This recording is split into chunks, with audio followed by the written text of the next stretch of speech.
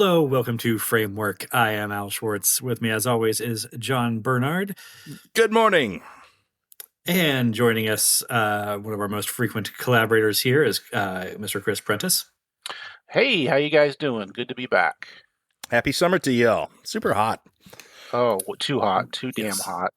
Get me through August. Worst season, as it turns out. As I get older, worst season. That's not what we're here for. No. What are we here for? Okay. We're kind of circling back to the beginning of this whole podcast. The very first thing we did was a series on the filmography of Quentin Tarantino.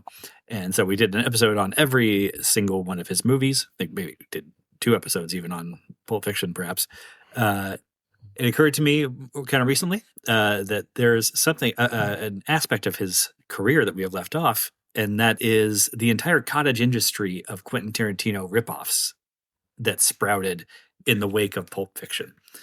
And today, I think we're going to sort of do an addendum to that miniseries and just talk about the various Quentin Tarantino ripoffs, the goods and the mostly bad, I would say. I watched a lot of movies for this podcast, probably more homework for this one than I've done for any other episode we've ever done. And I was struck by how not good a lot of these were. Yeah. I mean, this was a big deal in the 1990s, of course. Miramax and Dimension Films, the subset of Miramax, was just churning these things out. And the audience was there for them in many cases. I don't know. I mean, some of these were bombs. Some of these disappeared, low budgets, but some of them have cultural footprints, even as they are plainly ripoffs of the very popular things that Quentin Tarantino did. And I don't know. You don't see him as much anymore, but you still do, is the thing. Like, we're not getting 2 a month like we used to. But these still come out. So, he almost invented a new genre, the Tarantino film. Yeah, I mean, well, they're relatively cheap to make. I mean, you don't have to have it. It's a little bit like horror movies because usually they don't. Yeah, they might have some action, but it's not very elaborate. And at least back after Pulp Fiction came out, you could get some big name actors to do them on the cheap because they would think, oh, this is going to be like my Pulp Fiction. This is going to be my Reservoir Dogs. So yeah, I'll do this for scale, and this is going to be the one that launches me into where Travolta and Sam Jackson are right now. So I think that was another thing is these were the kind of movies that a lot of actors wanted to make back in the 90s. It just was good for their ego. I hadn't really thought about the budget aspect much either, but it's true. They're not going to have a big effects budget. If it's a hot thing that actors are eager to sign on to, then I guess maybe you're not paying their full rate necessarily. But it is a much harder thing to pull off than Tarantino makes it look like. Pulp Fiction turns out presents as awfully breezy for most of the time, but that's an incredibly difficult script to structure and pull off. The tightrope he's walking across a pit of just being the most obnoxious, self-referential, self-impressed twaddle that you can imagine. It's not apparent when you watch Pulp Fiction. Even as there are moments in that movie where he teeters and falls a little bit, such as the scene he's in. The chance of looking like an asshole making one of these movies is high. Super high. Super high. The amount of posturing, the amount of, look how cool I am. And I'm sure that's part of what appeals to the actors, is the chance to look cool, is to be a cool guy and say offensive shit and funny shit and shoot guns and, be a badass. This is all like, I want to be cool like Samuel L. Jackson in Pulp Fiction. And that is, of course, it's well, first off, you're imitating what Samuel L. Jackson and the rest of this cast did. So it's always going to be a slight touch removed from that. You're never quite going to find that heat if you're just outright copying. And then beyond that, it's also just very hard to do, as it turns out. Yeah, there's the ways of looking like an asshole from being too self-referential is one thing. The other thing that I found, at least with the ones that I was watching, they seem to tip over more into just outright ugliness. Oh yeah, Um, also that possible. there's stuff in Pulp Fiction, you know, it's insane when we talk about Pulp Fiction. Like the GIMP is not the first thing that jumps to mind. That doesn't overshadow the entire rest of the film. But we actually you think of of Travolta dancing in a diner first for some reason, and that is an amazing tonal balancing act that movie pulls off. And a lot of these movies, in imitating some of the, I guess some of the more memorable stuff, they tend to imitate the memorable stuff that's the uglier stuff. That is, you know, the Tarantino, cameo with all the N bombs and the GIMP stuff and the most violent parts of it. I don't want to say they missed the grace of it. Grace is the wrong word. No, I The get that. lighter touch that he is capable of bringing to it. I guess this divine intervention is a big factor in Pulp Fiction, so maybe grace is the right word. Yeah, well, I mean, that does provide more of a spine and sort of a soul to Pulp Fiction than I think anyone realized at the time. It almost comes off as funny in the movie, but it, you know, it's something not present in these other movies for the most part, and you miss it when it's not there. It's present in a heavier-handed way. Like there's a conceit in Things to Do in Denver When You're Dead, which is Ugh. the retired gangster there runs a business videotaping people's like messages to their like dying people's messages for their children to see in the future, or whatever. And Yeah, but it's that really like clumsily grasping towards that greater significance that Pulp Fiction wears a lot more lightly. But that's only just to set up the scene with Andy Garcia at the end. I mean, that's really the only reason that that's in there is so that, you know, he can have his message to his kid. And I don't know. I put Things to Do in Denver When You're Dead in the good pile of Tarantino ripoffs. I really enjoy that one. I just think it's a real oddball cast that you would not think would mesh together. Like if you told me that you had Andy Garcia and Christopher Lloyd and William Forsythe and Treat Williams together, it's like I don't know. That does on paper. I don't know if that really works so And Bill well. Dunn. Yeah, Bill Dunn's him as great, well. and And Walken is of course the big bad guy in that, and Buscemi. We talked about it when we talked about Buscemi. very quiet Mr. Shush. Yeah, I Ugh, don't know. I like that one. the names. Oh, and let's come on, the great Jack Warden. I mean, let's be honest. I mean, how can anything with Jack Warden be bad? You're not going to catch me saying a word against Jack Warden, but Oh, I will say several words against Things to Do in Denver When You're Dead. oh boy, here we go. That one strikes me as reveling in the ugliness way too much. Like it takes the the N-word storage stuff from Pulp Fiction and treats it like it was too nuanced, too restrained. So you get racial stuff in here. It's even nastier. Sexual threats that are somehow feel even grimier than in Pulp. And I don't know. To me, the humor here felt really sour without actually being clever. This is a movie I think that for me really tends to, I mean, drop off into that irritating pit that I was talking about earlier. I pulled this up here. Let me read the names of the characters in in this. Andy Garcia plays Jimmy the Saint Tosnia. Christopher Lloyd plays Pieces. William Forsythe plays Big Bear Franchise. Treat Williams is Critical Bill, and Bill Nunn is Easy Wind. Yeah, Steve Buscemi, Mr. Shish is Shush. yeah, and Yeah. and Christopher Walken, of course, is only known as the man with the plan. This is annoying shit. This is so Mr. Blonde, Mr. Blue. It's trying to plus that up or something like. It's Yeah, The, exactly. That's a consistent thing, though. Like that all comes from one place within the movie. Here, they're inventing slang to what is it? The buckwheats. the buckwheats. I don't Yes. think- It's Boat It's drinks. full of it's trying jargon. real Drinks. hard. Yeah. Boat drinks. Yeah. I don't know. I mean, to me, I absolutely love Treat Williams in it. I think he's my favorite aspect of the movie. He just takes that character and just dials it up to way past 11.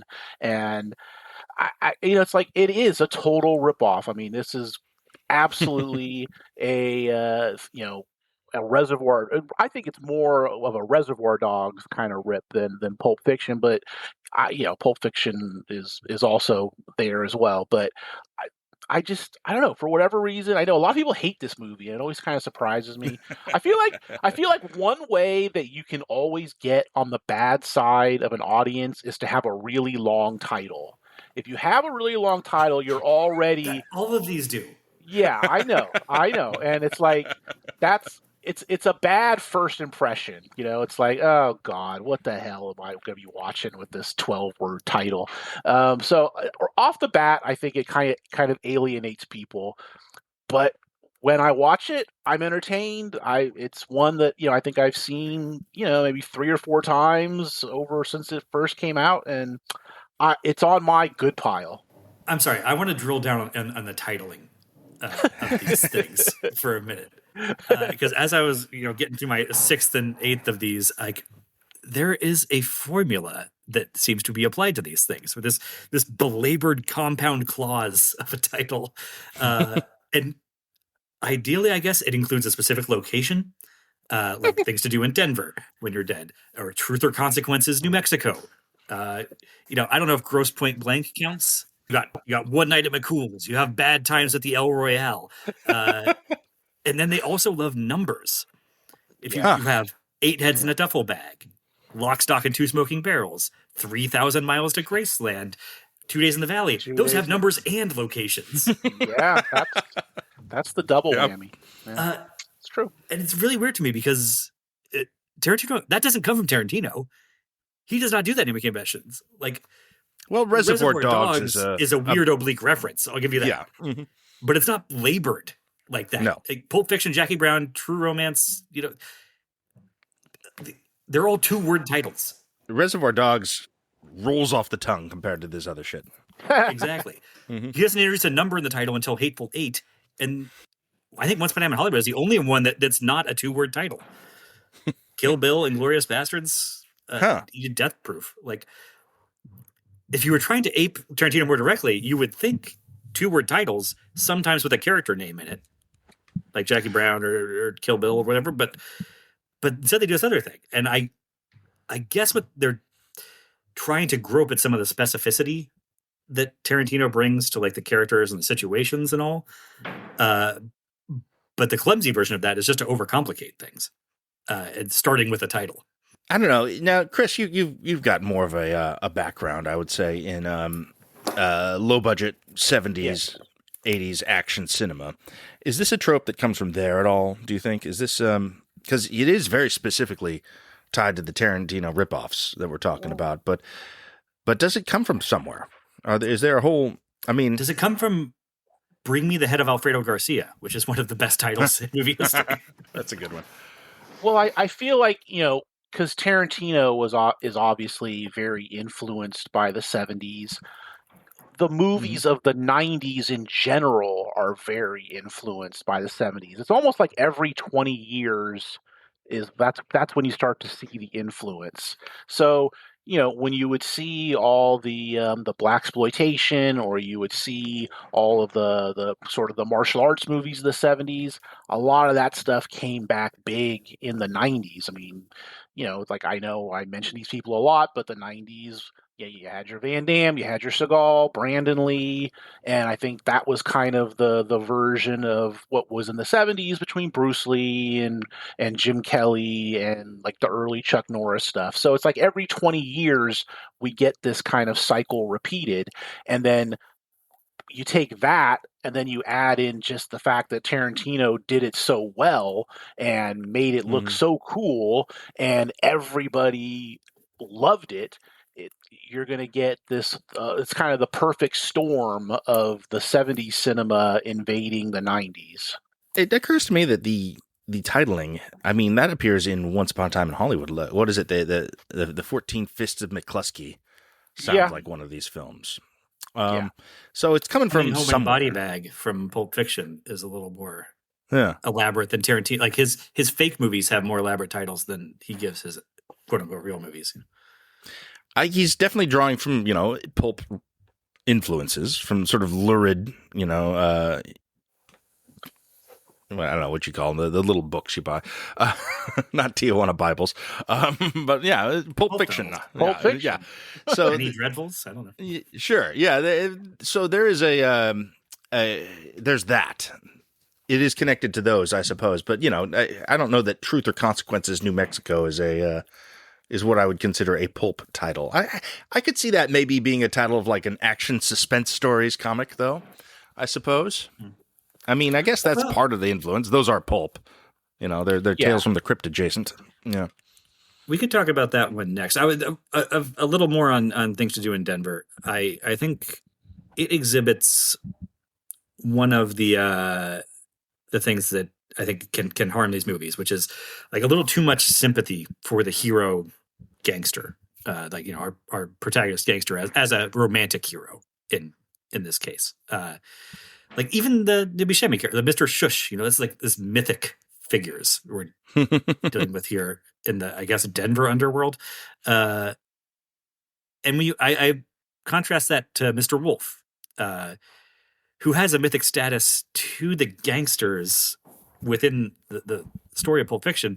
But for me, that's kind of undercut by how little he actually does when he shows up. I think it's he's very unspoken joke to me. Yeah, there is that they're like, oh, we've got the all-time criminal genius. He's coming in, and his big plan is, well, I think you should change your clothes and put the body in the trunk and drive it away. That's the extent of his plan. But I don't know, like, you don't really need the most lethal contract killer west of the Mississippi to tell you to clean the car and put the body in the trunk. But I think that's what the names are about, too, though, is in giving these characters sort of mythic status or importance that they maybe don't necessarily have without it. And, I mean, this, like you said, I think Pulp Fiction knows, and Tarantino and Reservoir Dogs knows how to undercut that by, making the reality of the wolf actually quite mundane. And, or even handing out the names at random in Reservoir Dogs. It's making a joke of it a little bit. Whereas, things do in Denver when they're dead. They all have, it feels like they all have backstories that are legend in the Denver underworld. Some of it is text. I believe Treat Williams, one of the main things I remember from this film is he has a monologue about eating shit in prison. Yeah. Yes. Yeah. There's a lot of jokes about that. That's a big part of things to do in Denver. Yes. And there's such a fine line between having Christopher Walken deliver an emotional monologue about keeping a watch of his ass in prison versus there being a Treat Williams justifying how he ate a piece of poop in prison to amuse the guards or something. Like it's he calls it spongy. I'll never forget that. Oh, well, I had until just now, but thanks. That's something that so back in the 90s, even if the movie itself wasn't really like a Pulp Fiction ripoff, a lot of movies after Pulp Fiction would have this sort of dialogue of bringing up some kind of a TV show, bringing up a movie. Like the one that always jumps out to me was Bad Boys. So that came out, a little bit after Pulp Fiction, and there's a scene where like kind of the two rival cops to Martin Lawrence and Will Smith are talking about I Love Lucy, and it's like there's no way you can tell me that them riffing on I Love Lucy was in that script before anybody involved with the movie saw Pulp Fiction. It's not at all possible. It had to be there, and like that's something that has been. You still see that. I think the worst example of that I ever saw, and it was just it was so bad, was that I don't know the Saw movie Spiral. So 2 Saw movies. That was what I was thinking of. Yeah. Has the whole, Chris Rock wrote it, and he has this whole bit in the beginning about Forrest Gump, and it is so cringe. It's just like, wow, I can't believe that this actually made it into this movie. All of this dialogue about Forrest Gump in a Saw movie, and it's like there's all kinds of examples of that, and so it's like even if the movie itself isn't a ripoff, just the dialogue and all the references. I mean, that's again, we're still seeing that today. I think more than guns, more than funny names, more than skinny ties, the number one thing that marks something as a Tarantino ripoff is a scene where they talk about what they think about pop culture for 3 minutes. Yes. Yeah. Like, Yeah. this is stuff that would get cut out of any screenplay. It is so inessential. And, if you know anything about writing screenplays, it is all about economy. It is all about cutting the fat. And this stuff never serves the plot. I don't know how Tarantino makes it work, frankly, but he does. No one else the rules seems to were be able. different in the mid to late 90s after Pulp Fiction. It became part of the template. You had to airdrop in that scene where they talked about an old sitcom or something. And it turns out nobody else really has a handle on using that to really elucidate character in an indirect way, the way that Tarantino does. Who's actually probably best about it outside of Tarantino, in my experience, is David Chase in The Sopranos. They're very aware of pop culture and particularly gangster movie culture, and they will discuss gangster movie tropes and their favorite parts of The Godfather and whatever in that. I mean, through the Christopher character especially. Yes. But that is a place where that. Hey, Marty, love Kundun. Yeah. That is my favorite thing ever. But this is the way that makes them feel like they're real people living in a real world with an actual relationship to real culture in a way that when people stop dead in 3,000 Miles to Graceland or whatever to talk about some old movie, it just does not. Before we move on off of Things to Do in Denver or Dead, I do want to talk about the romantic subplot in this movie is one of the most bizarre and misjudged things I've ever encountered. I feel like it's Gabriel Anwar, right? Yeah, come on. Yeah. Don't Rip on Scent of a Woman's Gabriel Anwar. She's the woman. Yeah. Yeah. Oh, it's her. I've never seen Scent of a Woman. It's her scent. Yeah. It's her scent. It's very true. He dances with her at one point, I think. I don't know if it's actually her scent. I think it is. It launched her into a few years of success. Yes. And this may have launched her right back out of it. I mean, not like nothing against her. It's such a ludicrous, I think, lift that this movie asks of us here. He sees her in a bar at the beginning of the movie and just is immediately smitten with her. You're the most beautiful thing I've ever seen, and I must have you type of thing. There's a little bit of Pepe Le Pew to it, and but it's presented as charming and romantic. And she's also engaged to somebody else, and that she kind of very quickly, or I guess she's dating him, and he proposes while she's also being courted by Andy Garcia. And then as the things progress, as happens in all these movies, eventually, they get on the wrong side of a crime boss that is now going to hunt them down. And Andy Garcia is sort of doomed. And then there's a part where he goes back and gives her back magnanimously to her fiance. Oh, Jesus. No. It's such a weird ass scene, a weird ass movie, a weird ass request of for me to be really sentimental about this relationship he has with Gabrielle Anwar because they've been on 2.5 dates. But in order to buy into that, I also have to really not be sentimental about this other longer term relationship she's been in. That's never presented as being terrible. I don't know. It's a weird thing movies always have to do when there's romantic triangles or whatever. But here, especially when everything else is so ugly and all of his friends suck so bad and are I don't know, I felt so off put by being asked to give a shit about this relationship that never really got going. Andy Garcia, he's a good actor, a very handsome man, of course. He's never worked for me in a leading role, I think.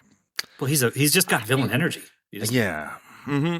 And he's, I think, one of the main reasons that movie, there's so many reasons, but one of the main things about that movie that prevents it from landing. And yes, the romantic plot is a very big ask of him, even as debonair and charming as he is. I'm sorry, Chris. Go ahead and defend him. I will defend him. I mean, I think I think maybe better as a supporting character in movies, I would say, but I like him very much in supporting uh, roles. I think he's outstanding. I mean, aside from Things to Do in Denver, he did a great, I wouldn't call it a Tarantino ripoff, but just a great crime movie, Night Falls on Manhattan. It's a Sidney Lumet movie, I've never seen that. That's a good one. that's good. Oh, you would love it. It's got a great cast. It's got James Gandolfini's in it, and Richard Dreyfuss is in it. He's Ooh. kind of plays Richard Dreyfuss plays sort of like this kind of very, say, left-wing lawyer defending a guy on trial for killing a cop, and Andy Garcia is on the other side, and his father is Ian Holm, who's a cop who might be a shady cop, and James Gandolfini is Ian Holm's partner. It's a really good movie, very very underrated. This sounds fun. This sounds like what I want, and a better use of Garcia than Tarantino ripoffs. Like Sidney Lumet, yeah, that's a place where he can star in a movie, and it would make sense. But that's precisely what we're talking about with Andy Garcia energy. He is perfect as a dirty cop because he's handsome, but in a way you don't fully trust. And what Things to Do in Denver asks is the opposite of dirty cop. It's clean gangster, or nice guy, romantic gangster, and that just it works against sort of what his vibe is to me, anyway. I do believe that Things to Do in Denver is a good representative film that we're talking about here, but I want to talk about some of the other ones, man. Sure. It's such an irritating. Yes. There's good ones, or even ones that are just more interesting, or Right. Well, should we cycle through the bad ones and then do the good ones, or should we alternate and do a good one now? Either way works. Let's see. Let's do let's go from bad to good. I think that progression actually is better let's end on a positive note. Sure. Okay. And I would say the nadir of this, the worst of these that I saw was Eight Heads in a Duffel Bag. Oh yeah, that's just an abominable film. Yeah, that is just plain awful. It's like, I find that the worst ones in this subgenre are the ones that lean more comedic. If you lean more comedic doing the ripoff, it's really going to go bad very quick. And I think Eight Heads in a Duffel Bag is a prime example of that. I'd like to call like Boondock Saints the nadir of this, but it's plainly a better film than Eight Heads in a Duffel Bag. Yeah, there are good performers in Boondock Saints doing. Yeah, there's moments that work. There's Willem Dafoe. There's things that are good in that great film. in that movie. Yeah, there's nothing about Eight Heads that anyone could ever possibly. I mean, that's a film I didn't see till this year. It's insane that I watched it, frankly. But it's just I mean, it is a Tarantino ripoff. It has the name, it has the gangsters and the smart talk and the bullshit. It almost feels more like a shitty remake of a shitty French comedy, in the like Blame It on the Bellboy or one of those from that era. My Father the Hero. Back to like 3 Men and a Bellboy Baby. Hotel farce stuff. There's sex farce stuff, yeah. And a lot of characters behaving like no people, like, oh, there's a head, I better pretend it's not mine, or something. Like I'm going to hide that from people. It's so annoying. Yeah, okay. What's interesting about some of these to me is watching them was being able to identify like sometimes one Tarantino movie, but sometimes like one scene that like, oh, they're trying to make a whole movie out of that scene. And in this, it's like the Morven scenario in Pulp Fiction is so funny, not just because it's treating extreme violence like flippantly and farcically, but because Jules and Vincent and Jimmy are all reacting like actual humans might in that scenario. Yes. And Eight Heads in a Duffel Bag, right from the title, it's like, let's just do an entire movie of that scenario instead of having it be a quarter of the movie. But it doesn't have the charm or the realism, I guess, is the word I'm going to use, that Pulp Fiction brings to that. Like, so, I mean, another big problem with this is introducing Andy Como, the lead of this, who I don't know, he got an introducing tag, and I don't think he's ever been anything else. He's awful in this. 5 seconds into his first scene, it's just apparent he can't hold the screen. And no one is acting like a human being. That's like John said, like they're doing things to set up comedic scenarios. Like this classic, like just a movie thing. Joe Pesci's on a payphone at an airport. It's in a phone bank with several other payphones around, but for some reason, this woman wants to use the phone he's on. He makes like a 3-minute phone call on a public phone, and she is just like badgering him, like, "Hello, are you going to get off that anytime soon? Like, lady, you don't have like, this is not a payphone that you own or whatever. It's just to set up this thing at the end where he can pull the receiver off the cord and hand her the receiver and say, here, there you go, lady." It's just purely a setup. It's that bit was done way better in Falling Down with Michael Douglas when there's an annoying person with the payphone and he just shoots up the whole phone booth. So it's not even as a direct use of a payphone gag. It's not even the best of its kind. But the whole movie of Falling Down is built around everybody in this entire city being their worst selves, most annoying selves at every point, to set up these little vignettes of those things. Mm-hmm. Yeah. I mean, it's so full of moments like that too. 8 heads in a duffel bag. It's you think that Pesci's going to be terrible in it. You walk in with the knowledge of like, okay, I expect a terrible Pesci performance, and you get it. But it's also a situation where he's in the movie way less than you expect. Mm-hmm. Maybe 45 minutes total. Like, it's kind of a supporting role that they've elevated because he's the only name in the film. Yeah. Well, and David when Spade. he's not on screen, you're just like, this is fucking death. Get me back to the terrible Joe Pesci performance. I wish he were returning to my screen. He's not well suited for this sort of thing. Like, you would think, My Cousin Vinny, and also a long career doing, Martin Scorsese gangster pictures. This guy could definitely pull off a Tarantino ripoff. No, he cannot. Wrong vibe for him altogether. It's so weird, like, because I would say the problem is that doing like coming up in Scorsese movies or whatever have made his violence a little too real for this type of farce. But then Home Alone this type. So you can take it into full cartoon. Mm-hmm. I mean, De Niro's great in Jackie Brown. Maybe if Pesci did an actual Tarantino film, he'd be good in it. Probably. I bet you would. Absolutely. Yeah, I mean... Yeah, it's probably wrong to judge him by 8 heads in a duffel bag. And in a Tarantino movie, it's more real. Like Jackie Brown is a much more real movie than this movie. Like this is the thing. Well, like you said, that people just constantly accepting excuses no human ever would. Pesci's carrying this duffel bag full of heads onto an airplane and then like picking petty fights with people on like and the stewardesses over it. Like what are you doing? Like this, like it's got the sensibilities of a comedy sketch. Yes, it feels like a deadly SNL sketch that just does not end. Yeah, I don't blame Pesci because he's a guy that he was acting for a long time. In the 80s, he's in a fair amount of stuff. It's just nobody was really talking about Joe Pesci.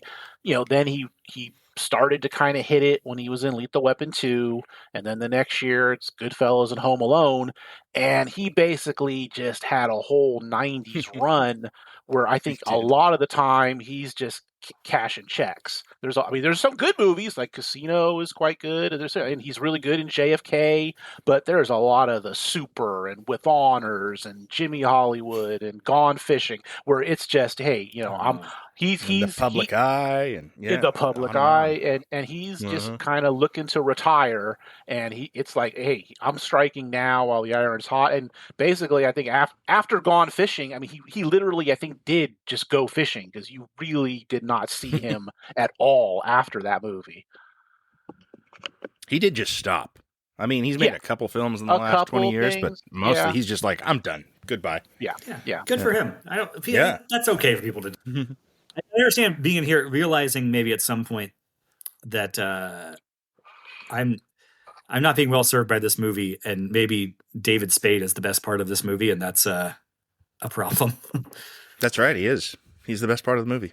I guess he's adept at shitty SNL sketches. Is the thing. He knows where he stands. There you go. Yeah. Exactly. Which is not to say he's good. He's been better in probably a dozen films than this, but it's a balm in this film when he shows up. His interactions with Pesci are the only place where any, I think, actual laughs are generated. The weird sexual torture that they're going through, and for a weirdly long amount of time. Yeah. The way he's sort of trying to sidle up to him and become and like become his pal so that he doesn't kill him. But then it's these really sour notes where he'll every once in a while pressure remind him like, yeah, but I got to kill you guys anyway. But anyway, okay. You mentioned Boondock Saints. I think we gotta talk about Boondock Saints some. Mm-hmm.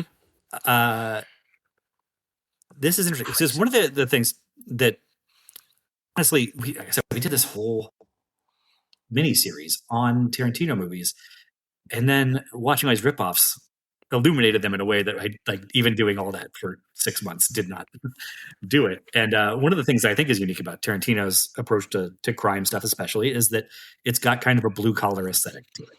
You know that Tarantino is not a college boy by any chance, and Boondock Saints certainly has a blue collar aesthetic to it. But it's a really sweaty kind of inadequate one where it's chip on its shoulder. Yeah. Yes. And I mean, that's, some Bostonian energy there, but Boston proud. Absolutely. Yeah. Yeah. Troy Duffy is like insisting that these rough and tumble lads from the block are also like tactical geniuses and like special forces level marksmen. And they speak 8 languages and whatever. And it's like Vincent Vega just came back from, living for a couple years in Amsterdam. I guarantee he doesn't speak a word of French or Dutch.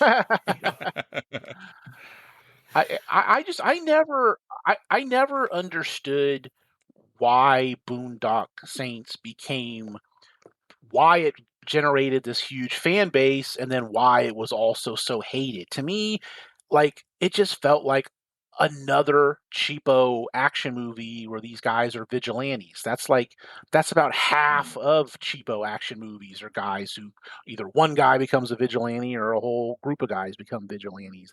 And I just felt like, why is this movie becoming so? Why is this one really dividing everybody while Exterminator 2, another vigilante movie, nobody ever talks about, or there's tons of this style of movie, and I don't know. It will always seem weird how this one just kind of became beloved by so many and then hated by so many. Because to me, it's just another one is all it is to me.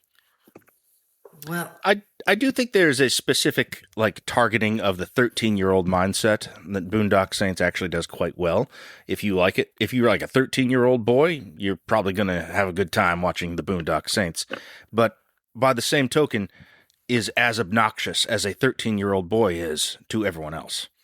So if you are annoyed by a 13-year-old boy mindset, it's going to be heightened by that as well. So, when you're in it, the middle of it, it appeals. And when you're outside, it's just like nails on a chalkboard. Yeah. Well, the appealing things about it, I'd say, are some of the central performances are good. It's got some good music in it. I really like the opening theme music to it. And there is some energy and verve to the filmmaking that is not there in 8 Hudson's a Duffel Bag. Troy Duffy. Troy Duffy, I mean, if you've seen the documentary about him, it's hard to like that guy, but he does bring something to it, I'm afraid. It's obnoxious, but it's stylish. It is definitely an authorial voice on that movie. Yeah, and Norman Reedus has charisma to spare. That helps. You got Willem Dafoe in there, kind of class. Flat out good in it. Billy Connolly. Yeah. Dafoe's great. Dafoe is outstanding in it. I really enjoy him in that one. But I don't know. It's always baffled me. How did Boondock Saints become a movie that eventually they were selling, jigsaw puzzles of the poster? Like, how did that happen? Like, how did it become a movie where there's Boondock Saints merchandise that is at one time was readily available? I just never I never really hated the movie, and I didn't love it, and it's just one of those things where I could not tell you what this movie. I guess it's I think a lot of it is just Duffy himself. I think people kind of saw that documentary, and a lot of people just said, "Oh God, this guy's the worst," and I can't stand this movie. So uh, that's the only thing I can think of. It's also coming a couple years after some of these, and so maybe Yeah. just it was closing out this era. Like this is when we officially had enough of the Tarantino ripoffs, and they fell off for a little while. And I think kind of the way you said that it bridges, it's doing more of an action, bringing more action movie stuff to a Tarantino setting and approach, and that maybe allowed it to sort of straddle the line of two different types of bros. And this became like one of the ultimate bro movies. Definitely. I do feel this is also a film that many girlfriends have been forced to watch and not enjoy. Sure. Yeah, that's like more than, what Eradicator 2 or whatever it was. Yeah, a lot of girls in dorm rooms were forced to watch this because it feels like it could almost be entertaining enough to appeal to a woman until you actually speak to a woman for a little while. Look, you can either watch this or Van Wilder. Look, you pick, babe. Yeah. One or the other. Yeah, but what's on screen here, I'd say, it's one of the better evocations of Tarantino, and some of the, the asides, the way the timeline is sort of fractured and doubles back sometimes. Yeah. But and Tarantino does have evident affection for his characters, but I think they're inherently, Tarantino characters tend to be more fuck ups until you get to The Bride or something where it's a different story altogether. And if that affection for the fuck up characters was allowed to run amok into full blown hero worship, and all the humor and all the stylization is all in service of making these guys look as cool and badass as possible at every single moment. That's what you end up as Boondock Saints. It's kind of, if there's a single sequence that's riffing on, I'd say it's the idea is like, what if like Trader, if you watched Pulp Fiction and thought, wouldn't it be cool if Butch left the pawn shop and just decided to continue being a samurai sword wielding vigilante forever and never ran out of rapists to slice up? It's not a bad idea. Who's the third guy? It's not a famous. Pulp Fiction kind of does that with Jules. I don't know. All I know about that third guy is these guys are always on the convention circuit. So it's like sure. They're always, and it's I bet he's loving that. Yeah, and and I think they've had this boost because of Reedus' success on Walking Dead. So it's like, so now I'm going to be, now I can buddy up with him, and that's going to help me at these conventions. And so I couldn't tell you who that guy is, but I know that he's desperately hoping that they make a Boondock Saints Part 3, which there has been talk of. Dies in the first one. Or is he in 2 as well? I didn't see 2. I think he's in 2. I could see him playing a different role. Sure. Okay. That's a character I see is like, that one has a little more feet of clay. That one's a little less, we're allowed to laugh at that guy a little bit. And I think the movie just as a whole could have used more of that energy, perhaps, even as he's annoying too. But the hero worship stuff is kind of what. But he's so clearly there to be a blood sacrifice, to set off the third act, because we're not going to kill off our guys, and to contrast the real cool guys, perhaps. Yeah. Yes. Yes. Their dynamic is not dissimilar to the dynamic between Trey Parker and Matt Stone and their little buddy in the movie Basketball. I was going to say that, and I couldn't remember his name, and I was like, no one's going to know what I'm talking about.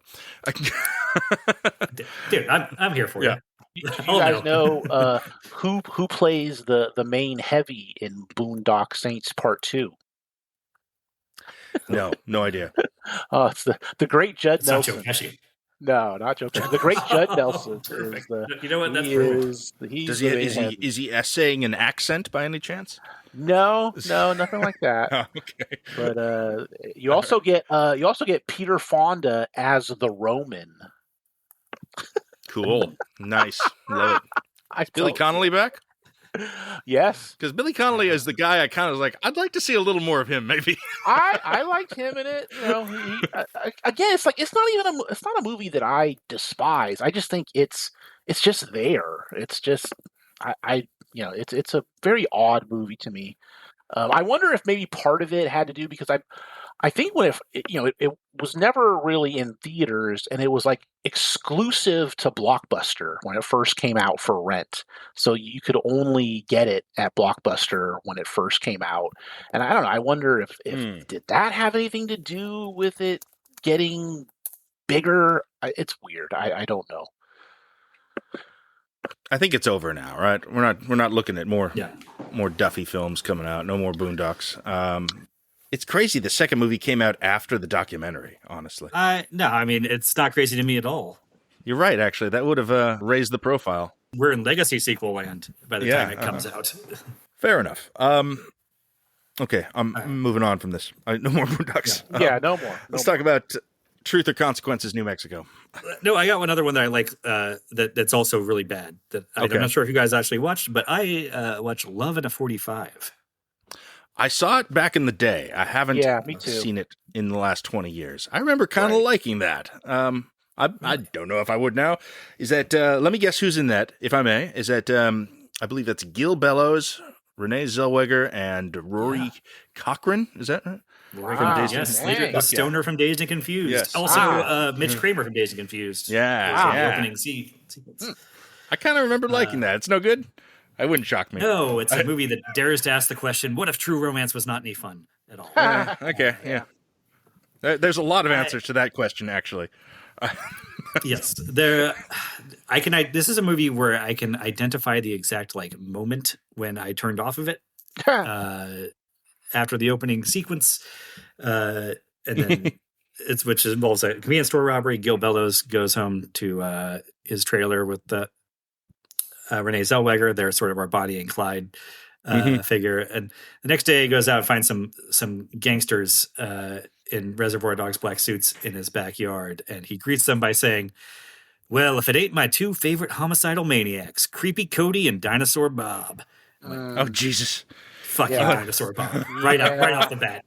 No, I'm not supposed to like these guys, but this is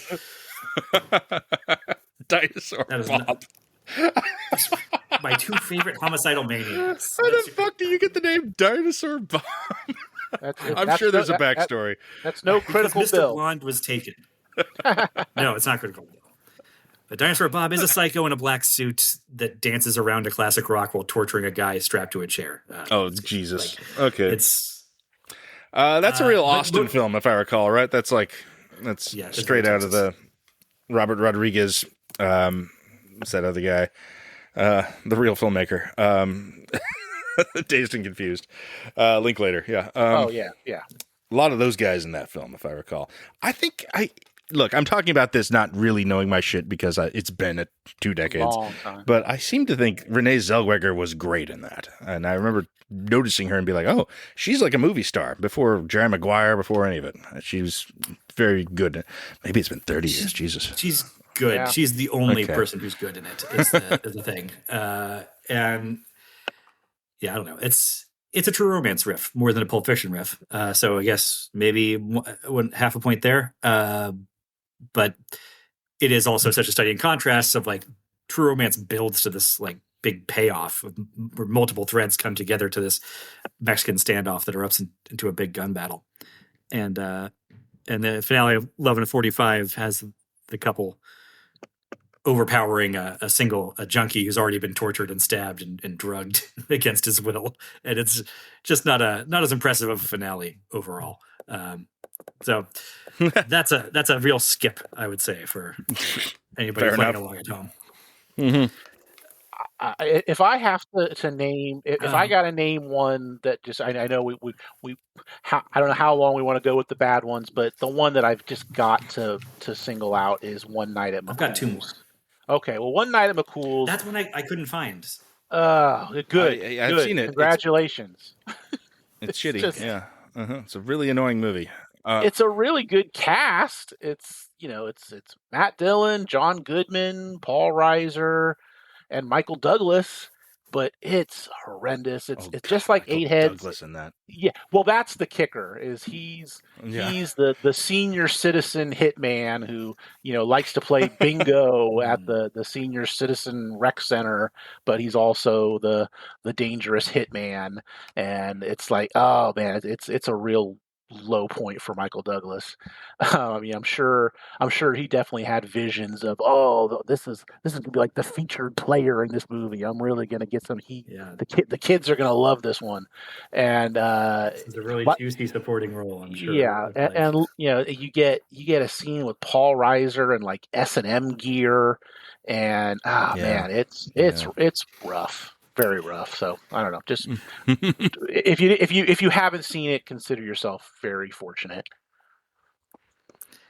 Okay. I believe I saw that in theaters. Oh my I gosh, actually looked for that one. I couldn't find it. Maybe I dodged a bullet there. you did. You put up enough work for this one, I think, Al, man. You don't have to subject yourself to One Night at McCool's, too. I'm not going to Jesus. this one.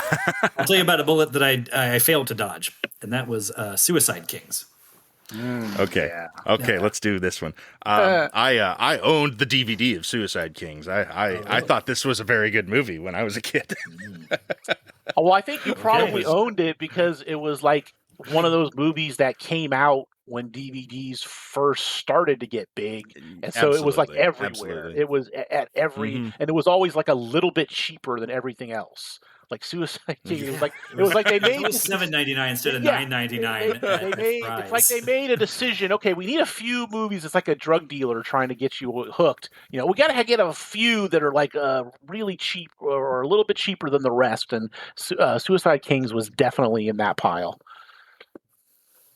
Mhm. A very annoying movie. Yeah. Look, I'm not here to throw stones, man. I mean, we brushed past it, but my DVD of Boondock Saints got a lot of play back in the day. I'm not trying to rewrite history there. But I didn't see Suicide Kings until 2 weeks ago. And actually, as a companion to Boondock Saints, I think it's the other one that sort of highlights how that blue collar aesthetic that Tarantino brings to things. I mean, blue collar, not necessarily working class, but like, Well, they're out of their depth and they're losers, at least in Suicide Kings. I mean, I guess you're supposed to enjoy them, but they're not.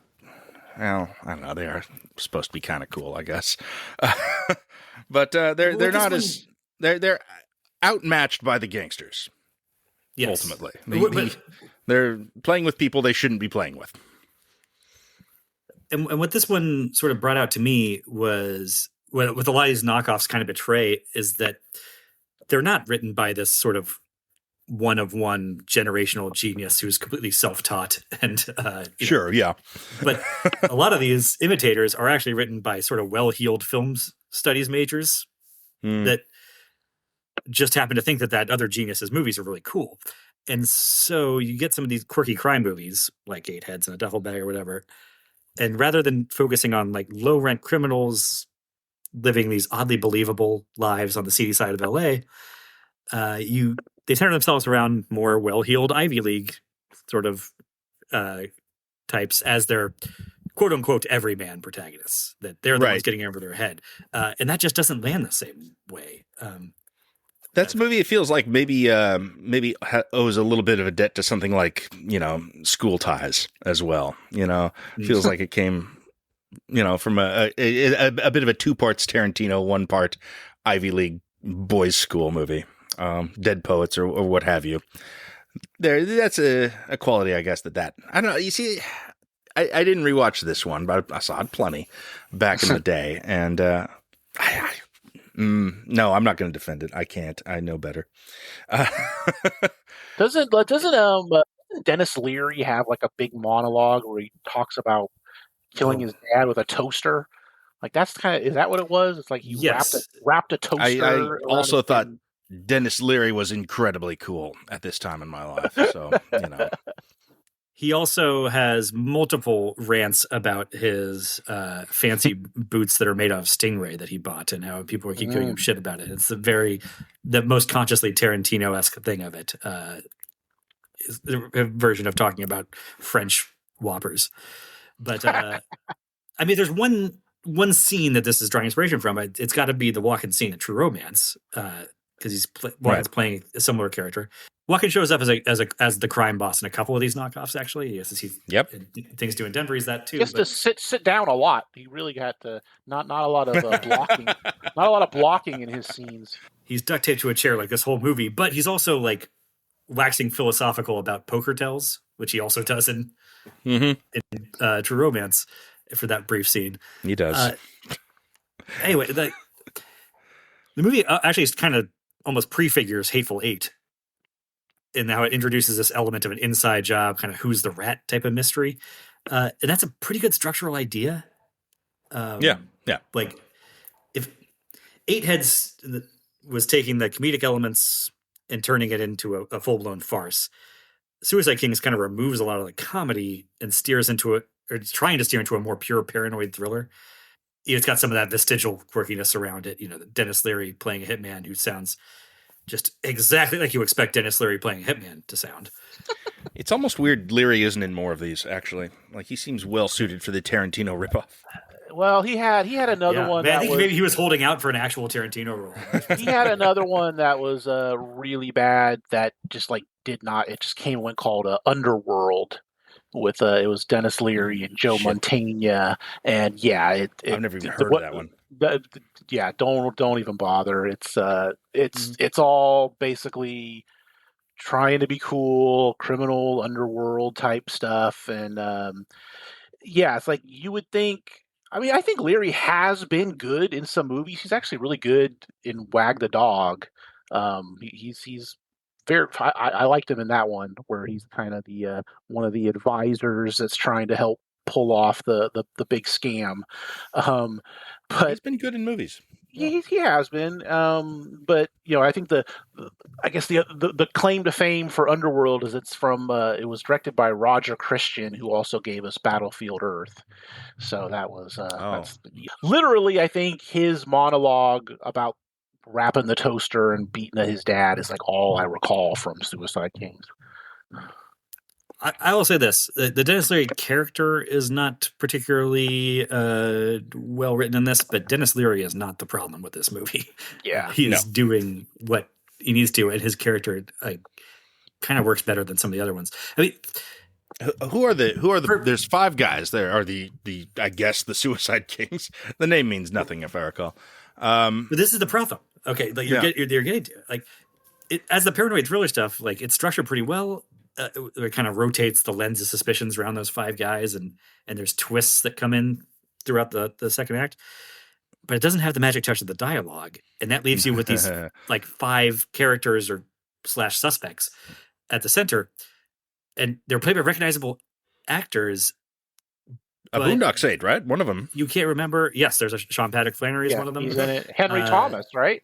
From E.T. Henry Thomas is one. Jay Moore is one, and Johnny Galecki. Jay Moore, that's right. And Jeremy Sisto. Oh, Jeremy Sisto. Okay, I should have rewatched Suicide Kings.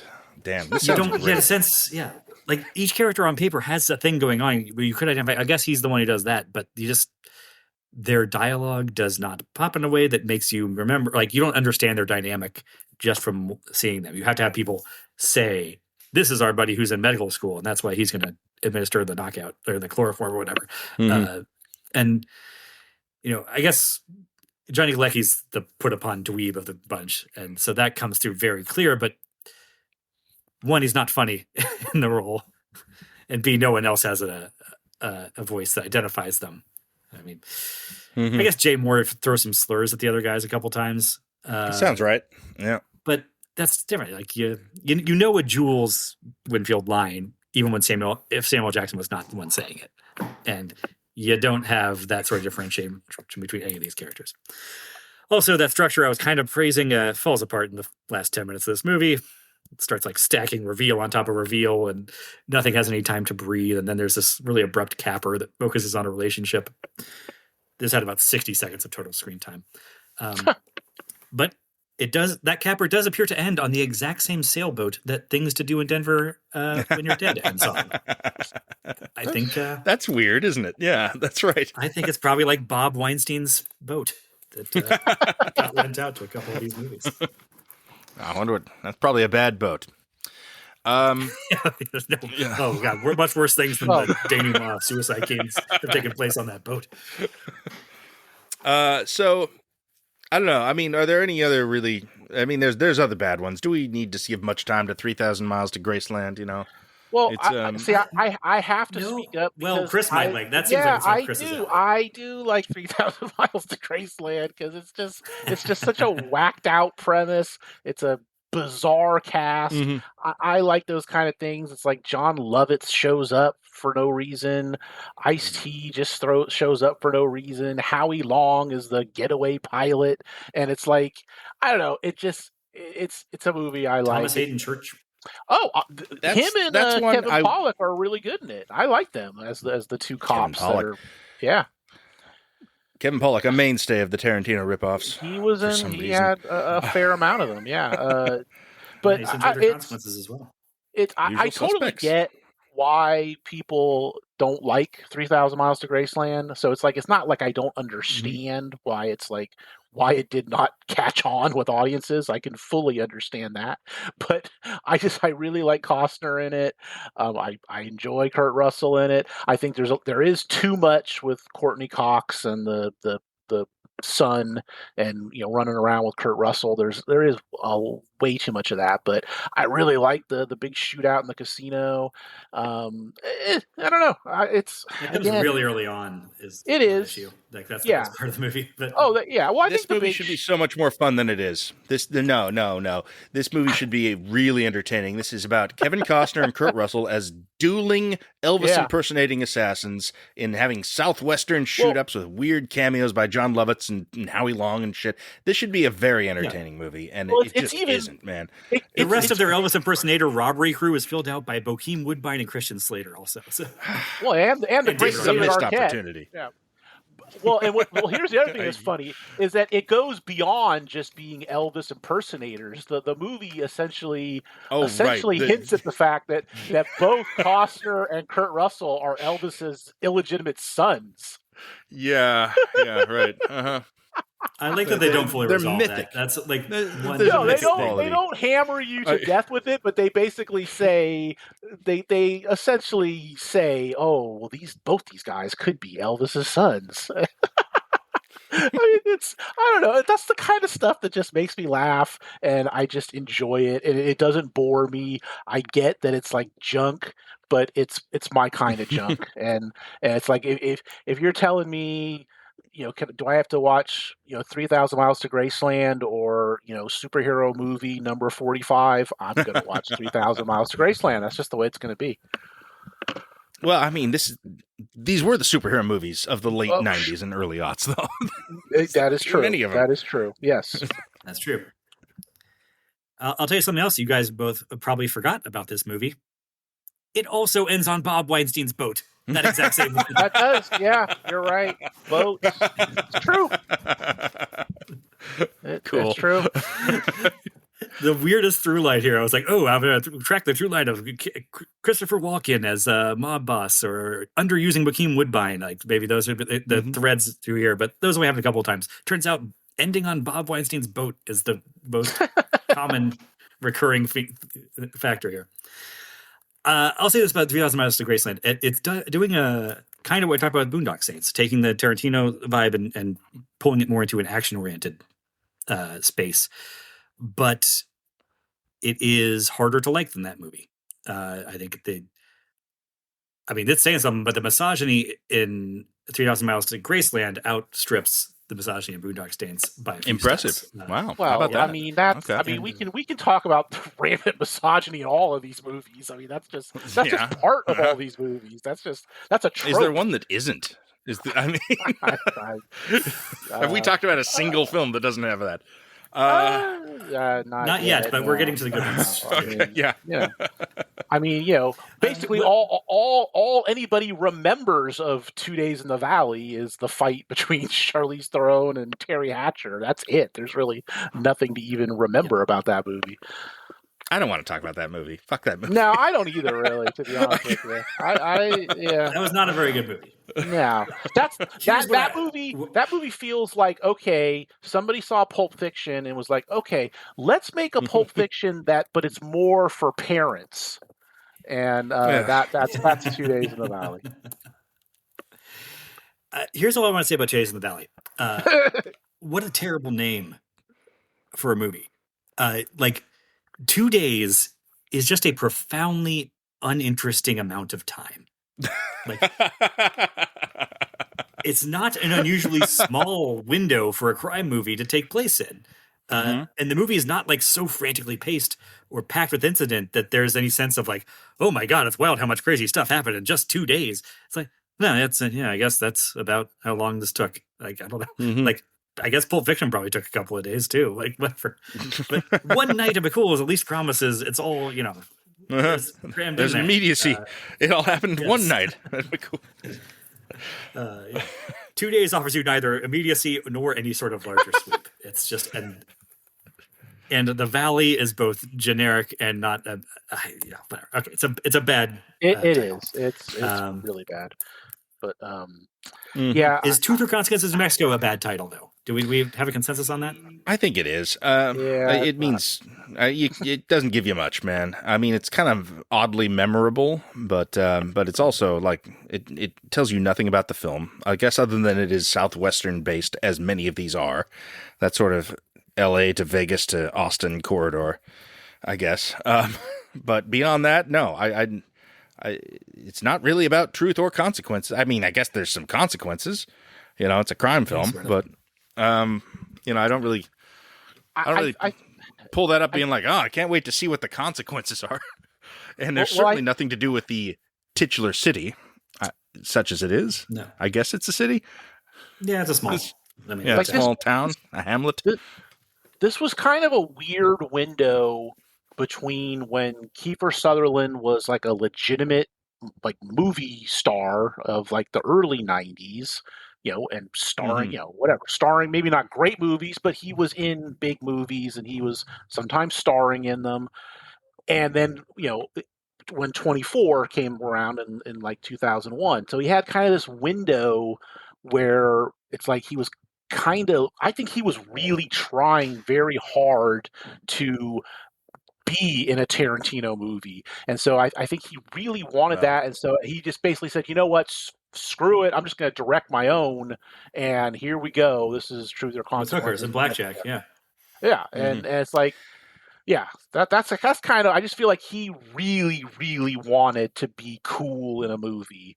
And that's why that's certainly the impression you get watching this film, written and directed by Kiefer Sutherland, giving himself the key villain role. I guess he's the villain. I don't know, villain protagonist of sorts. I mean, Vincent Gallo's the protagonist as such as it is, but he's the live wire.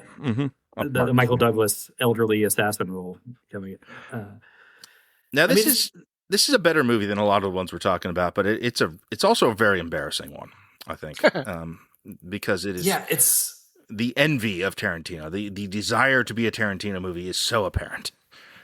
That's the problem. There is a perfectly functional crime movie right there that is just unfortunately like visibly envious of Tarantino. And like that crime movie is basically like it's the first half of From Dusk Till Dawn stretched out to a whole movie. Fine with some true romance and some Reservoir Dogs scenes thrown in for good measure. Yes, it does. Martin Sheen does torture a guy strapped to a chair set to an oldies song. Oh yeah, good old Max Perlich. I'm always happy to see that. The great Max Perlich. That guy. One of our great subjects of torture and abuse in films. Awesome is one of the extreme sports guys in Cliffhanger. Yes, he is. That's right. The 90s were a time to be Max Perlich. Oh, definitely. Yes, and no other. The weirdest thing about this that I just made a note of, the opening of this movie baffled me so much.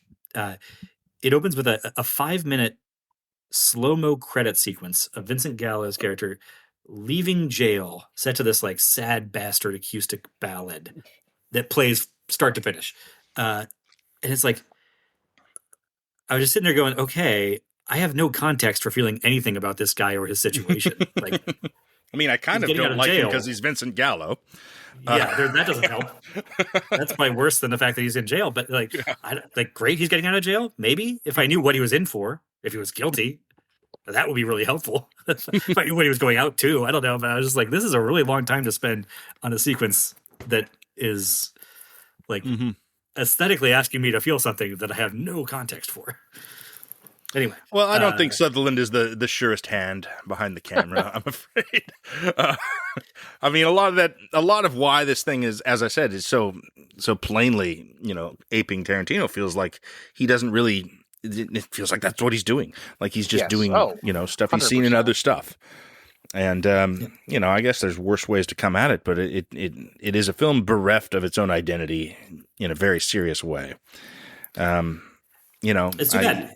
There's good cast again, interesting Kelsey people. Williamson is great in it. There's some very talented people. Not everyone's great in it. Kevin Pollak's not great in it, but like there are names and recognizable types. You know what? Great in it may have been an overstatement. He's got a good character to play. And yes, and like that part of the movie is very functional. Like this is a functional crime movie, like I said. Sutherland's kind of good in it, actually, playing a very obvious type. He's not bad in it. Yeah. Vincent Gallo is not so great, but his romantic interest is a young Kim Dickens, which I like. Yeah, the rare Kim Dickens star role, and she's pretty good. Yeah, I mean star, it's the woman in the Tarantino ripoff. Yeah, as far as that goes in the Tarantino ripoff.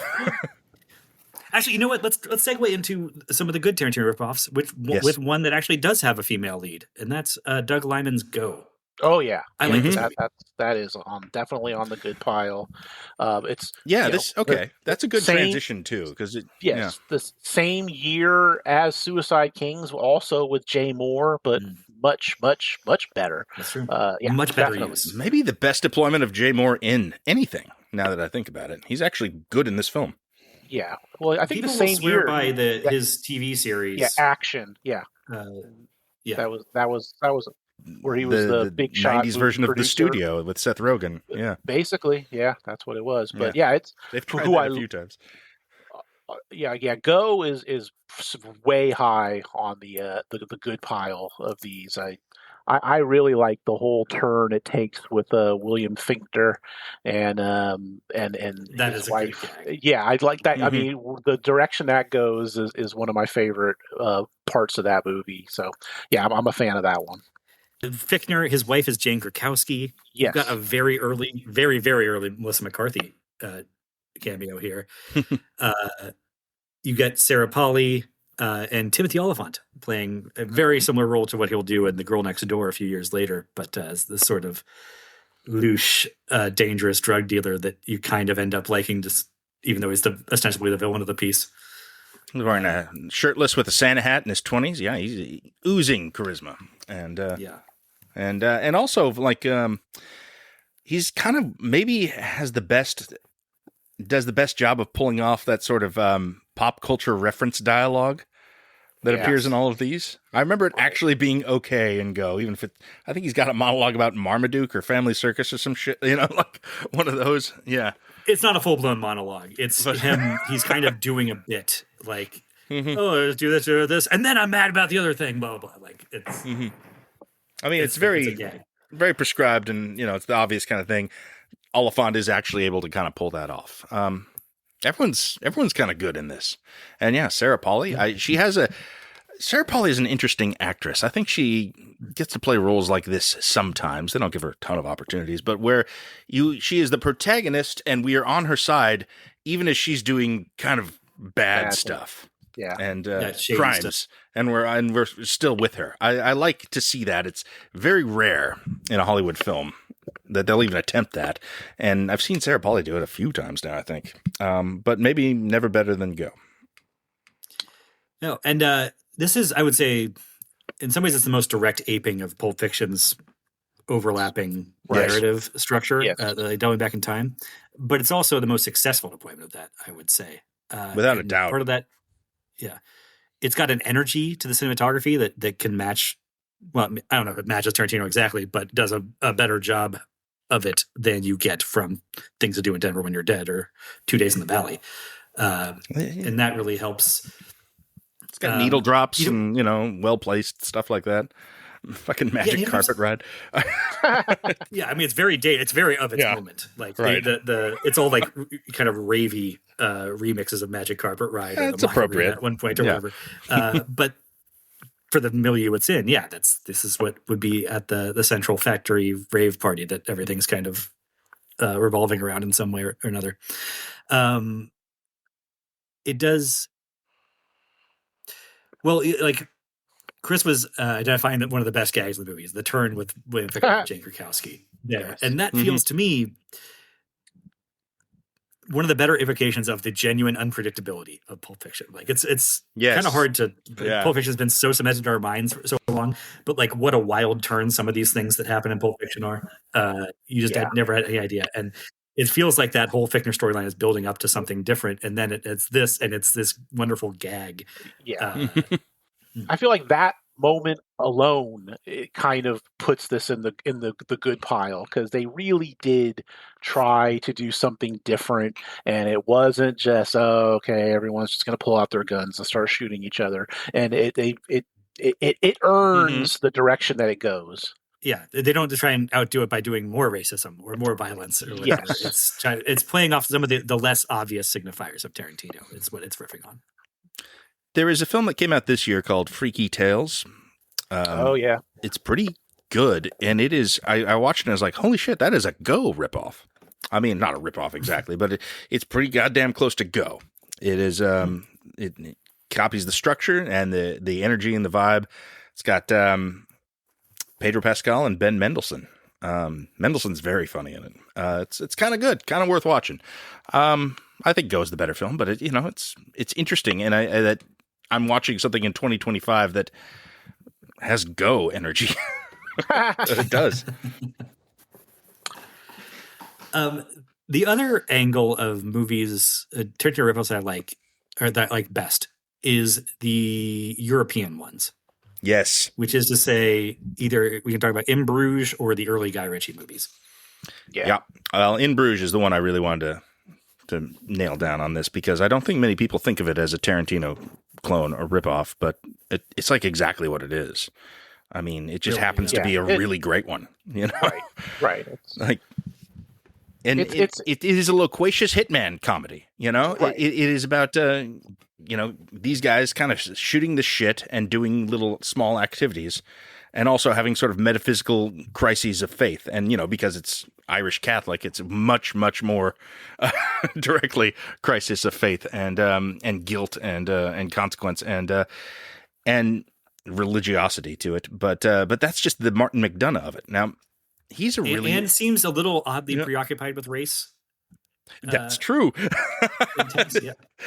Like, Martin McDonagh is a playwright, and if you've seen his other movies, let's say specifically Banshees of Inisherin, which has much of the same cast, like if you take everything that's Tarantino out of In Bruges, you have exactly the Banshees of Inisherin. So it really does feel like a combination of these aesthetics. Like he is doing a thing there really, really effectively, and maybe better than I've seen anyone else do it. And I mean, it's because he knows what he's doing otherwise. He's doing something else entirely that is just touched by these Tarantino signifiers. Yeah. It's also genuinely funny. It's hilarious. Oh, yeah. The dialogue. It's one of the funniest movies of the last 20 years. Yeah. And genuinely Irish or European. I think that just gives it enough flavor. Maybe also like in the post Boondock Saints world, we had, 7 or 8 years off of that helps of these for a while, and that gave it a little bit of distance, so it didn't feel. If you would put the same movie out in 1998, which you could have done, it would not be as good. Well, even if it was the exact same movie, it would be part of a clump of these things. You would put it in the same bin. You could get it in the same 3-pack of Dimension Films, or what have you. Well, that's kind of the way that I feel about Running Scared, the Paul Walker movie. Like that, that had been one That's in true. like the late 90s, it's like, okay, just whatever. It's just another one of these. But there was a little bit of distance, and I think it has kind of its own unique style to it, and there's a lot of stuff that sort of feels like it's could be from Pulp Fiction or Reservoir Dogs, but Wayne Kramers was the director, and I think he did a good job of, okay, yeah, it has these elements, but I'm going to put my own spin on it. And it's kind of a shame that it was a movie that sort of came and went because I think some people just kind of see Paul Walker and they kind of write it off as, oh, all right, it's another one of those kind of movies. But I think it's in the good pile of these movies. It's kind of terrific. There's some great performances in that. Yeah. I remember really liking that one 20 years ago. It's got Vera Farmiga as like sexy crime wife. She's great in it. Yeah. And what's Juliet from Lost? And she's in that's kind of like that's sort of like the GIMP section of Pulp Fiction. I always kind of look at that. That's the direct Pulp Fiction line. Well, then her husband in that scene, it's the guy that wouldn't sell Tony Whitecaps. Yes, the exactly from Sopranos, right? I those are like the two roles I always associate with that guy. Yeah, I don't remember a ton of stuff that happened in that movie, but I can see the two of them standing there very clearly. Oh yeah, I mean it's totally the GIMP scene from Pulp Fiction, but again, it's done so differently that it doesn't feel like a total ripoff. It's basically kind of this idea of suddenly going in a weird direction, but it's going to be our own weird direction, and that's what I appreciate from it. It turns into a horror movie for 10 minutes there. Yeah. Yes. I had seen also starring Kiefer Sutherland, Freeway with him and Reese Witherspoon, referenced as a Tarantino knockoff. But that to me, and with Running Scared a little bit, they don't feel entirely like because they have this sort of twisted fairy tale angle that they're working with that is, I guess, strong enough to pull it into their own kind of area for me out of the Tarantino shadow a bit. Yeah, I mean, Freeway, it's a movie that like really, really reminds me of the Kurt Russell one. Graceland? His Tarantino movie. It's also like a one word title. Death Proof. The one where he's Breakdown? Death Proof. Sorry. But Breakdown's good. But Death Proof, except, it came out before Death Proof. So, it's certainly not influenced by it. It's that similar dynamic, and I think Reese Witherspoon is kind of excellent in that movie. She's sort of a revelation, and seems to be playing the sort of character you would see in one of those sort of weird, sexy movie within a movie Tarantino films like Kill Bill or Death Proof. His sort of dream version of a B movie ass kicker woman character. That's sort of empowering, but also sort of like seems to be his fetish. The Tarantino thing. So I thought of it in those terms, but yeah, it predates Death Proof, so it doesn't really count. But it's definitely very very Southwest Dimension Films era. Weinstein Brothers comes from that whole school, so there's overlap, and Kiefer Sutherland is there too. So yeah. Well, Usual Suspects is one, isn't it? I never thought of it that way. See, I do. I always thought Usual Suspects is kind of like it's almost the opposite of Reservoir Dogs. Reservoir Dogs, it's all about these guys getting together for this heist, and there's a cop, and who's the cop who set us up. And Usual Suspects is all these criminals getting together. One of them is really the mastermind. Oh, who's the mastermind? We got blah blah blah. So I totally think Usual Suspects is of the ilk of the Tarantino ripoff. Yeah. The mythologizing of Kaiser Soze is very well. I mean, honestly, it's quite earnest in Usual Suspects, more than it is in any Tarantino film. It has enough of its own identity that I think you could say it's not quite that. But I think maybe a part of why it hit so hard and came to such prominence was because it was it was maybe the film that came out like right after Pulp Fiction. I think a year after. Yeah, it was a kind year of hitting a lot of the same notes. Like it was. You enjoyed that? Well, you will probably enjoy this kind of thing, marketed correctly that way. Well, it was also kind of like that was kind of Kevin Spacey's like moment. Like he was kind of the guy. It's a really good He is, yeah. He- But I mean, between It's a really that, well-made movie with good performances, so right, that right, helps. and so I Yeah. think he almost kind of, in a way, I'd say he was kind of like what Sam Jackson was the year before. It was like, whereas Pulp Fiction Yeah, was I'd go with kind of that. like this coming out party for Sam Jackson, even though, yeah, Mhm. he had been in a lot of stuff before Pulp Fiction. It was like, okay, now everyone knows who Sam Jackson is. It was the same for Usual Suspects with Spacey. It was like, okay, now we all know who Kevin Spacey is. Mhm. Maybe I'm the weird one here. I always lumped in Usual Suspects less with the Tarantino vein of the '90s and more with the '90s twist movies, with like Sixth Sense and Fight Club. Well, it's way before And how those. that became. Yeah, this sort of kicked those off, Hmm. but it got Well, and I mean, overlapping trends is a thing. Sure. Like, I think there's some of it all there. Yeah, part of the rich panoply that was '90s cinema. I want to talk about Guy Ritchie for a minute. For sure, he's one of the few people that really gets this right. I think. Yeah. Yeah. I watched Lock, Stock, and Two Smoking Barrels for the first time in 20 years the other night, and had a grand old time. I feel like, is that better than Snatch? I feel I've watched Snatch way more. Okay. No, I mean it's also like one of the things that makes it so comparable to Tarantino is it really has a feeling Reservoir of like Dogs, Pulp the way Fiction. that Reservoir Dogs to Pulp Fiction and Lock, Stock, and Snatch have the same relationship. Like not exactly a remake, not exactly a sequel, but spiritual.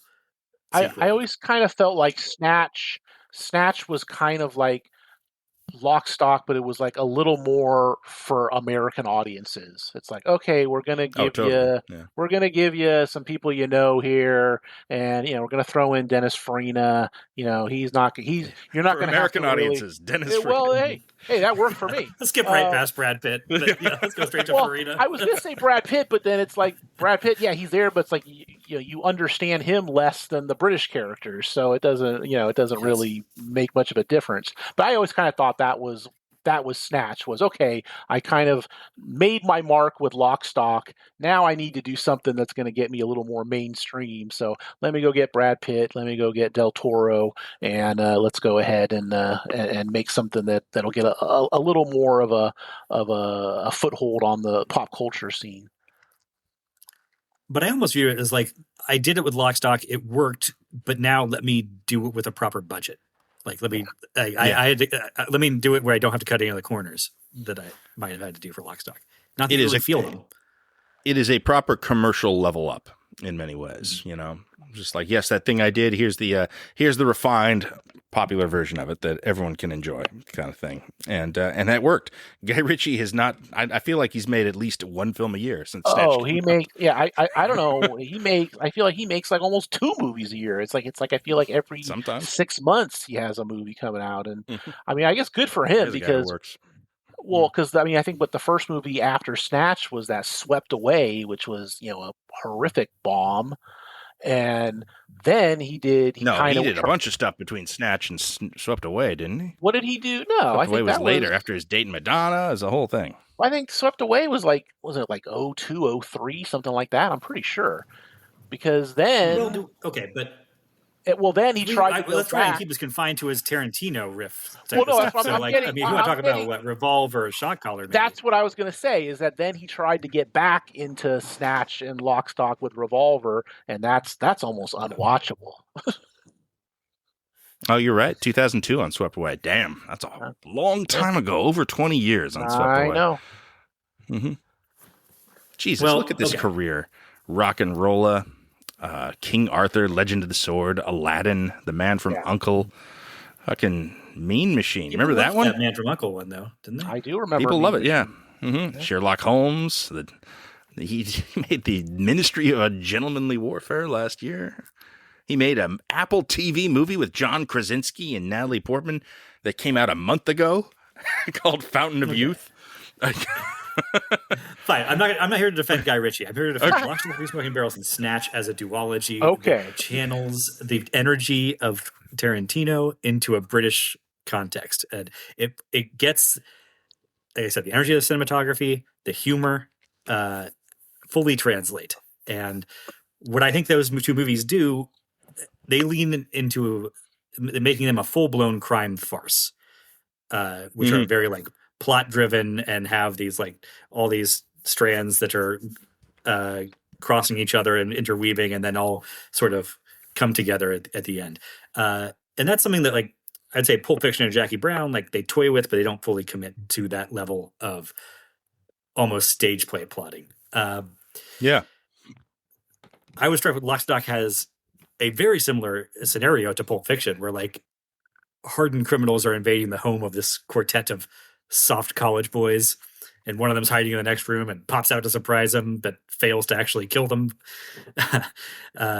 And I was like, oh, that is actually a scene from Pulp Fiction. I didn't notice that the first time through, but another thing that makes it feel akin to, I think, and this is the type of thing that a lot of these movies miss when they go for the signifiers, the pop culture riffs and the, you know, flippant attitude towards violence. But watching Lock, Stock, and I think it's true of Snatch as well, all the real evildoers end up punished.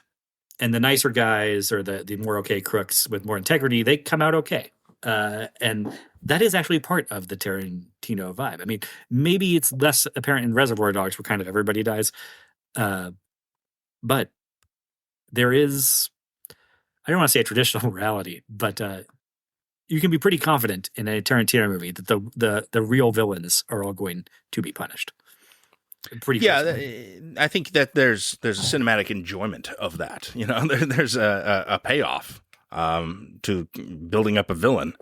You know, is to see them defeated or you know, or get their comeuppance. And I mean, Tarantino is too much of a showman not to do that. Frankly, I don't even think it's a morality thing. It's just like, this is how movies function. You know, you got to do this. You know, what's the point of having stuntman Bob? Mike, yeah. Am I getting this? I'm getting this movie completely wrong today. Stuntman Mike, you know, function at all within this movie unless you see him brought down. It's not about how cool Stuntman Mike is, you know.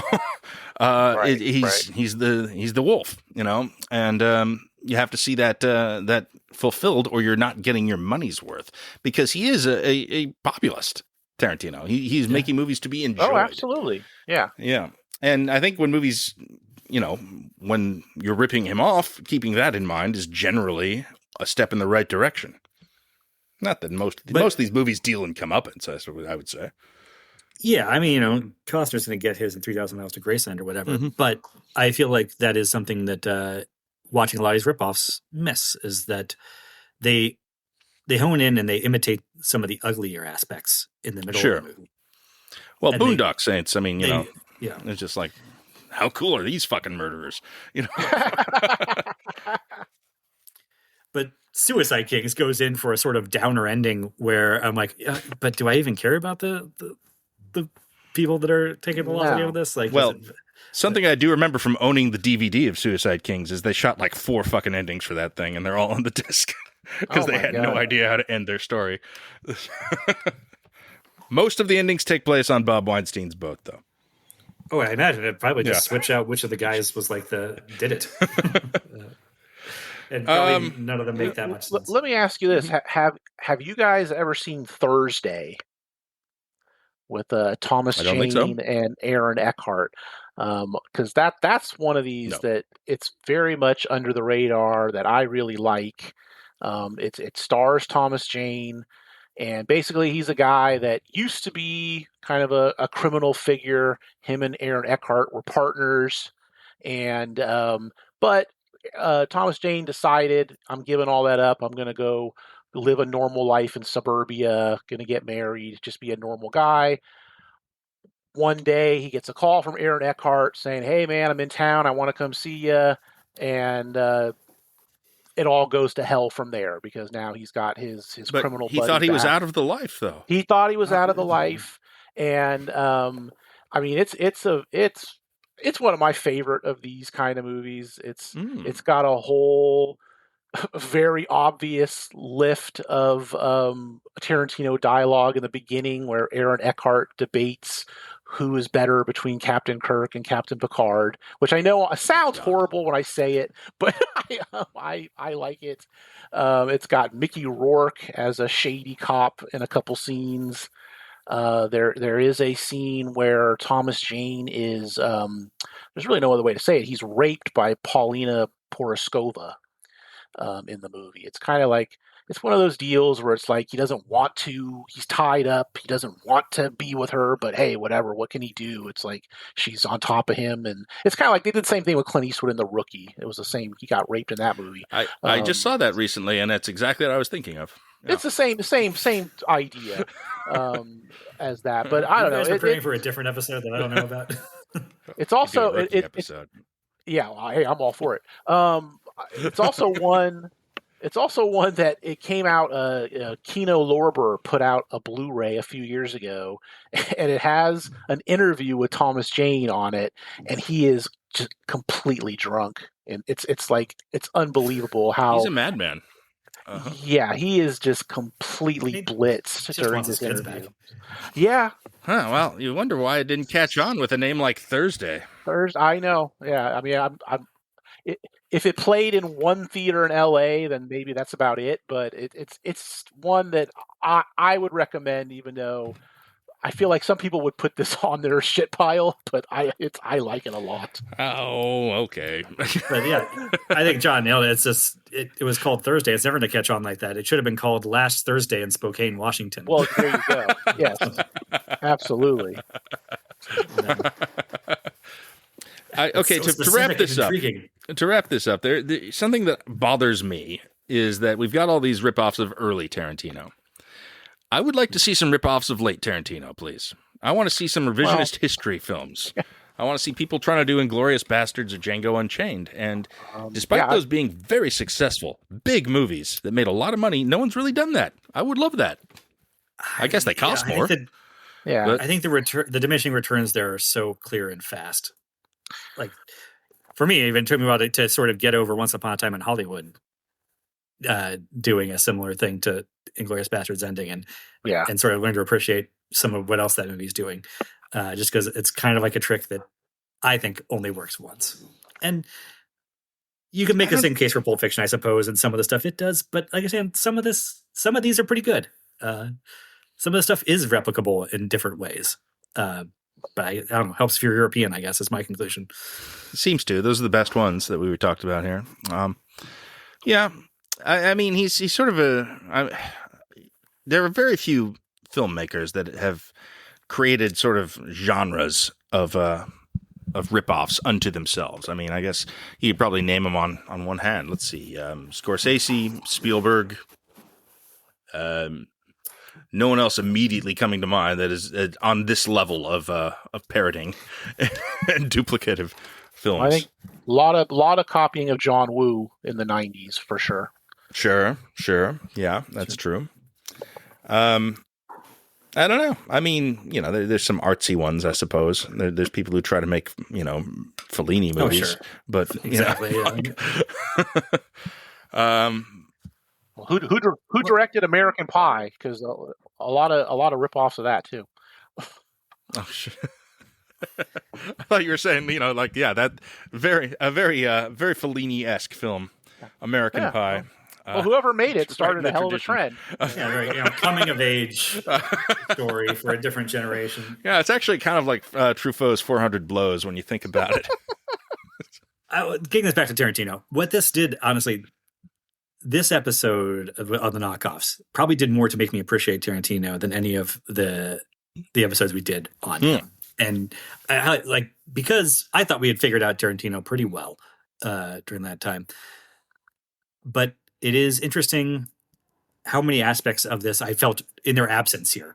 One of the things we identified in Tarantino as his signature that I hadn't really known before we did that miniseries was, he's very into, well, I mean, no shit, he's into the act of directing movies. But the way that translates to his movies is he builds suspense scenes around people having to give performances with life and death stakes, and also scenes of people directing those performances and, yelling at Bronson Pinchot, act motherfucker, blah, blah, or, the basement scene in Bastards, obviously. They're all giving performances.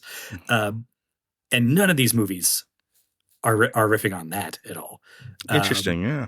Like I said, a lot of them tend to mistake the sort of surface level nastiness of some of the dialogue and make that think that they need a downer ending. And you don't necessarily. That's not part of his repertoire. That it's easier to imitate the basics of people should just riff on pop culture for a while without missing how Tarantino always does that to a subtle effect to inform that character in a way that will come in to play in some fashion later on.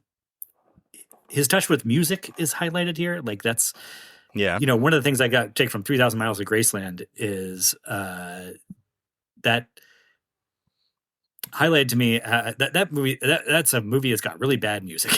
And how those, I would say the soundtrack of Go is especially my cup of tea, but it is really appropriate to that milieu. It plants that movie in its place and time, and it works there. And the sort of just new metal generic crunch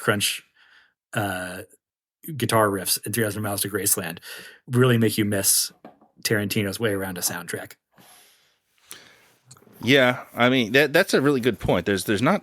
I mean, what you watch all of these together, and I think you're going to be forced to acknowledge that Tarantino kind of is a master of this milieu. Like, but is there a chance of them catching him?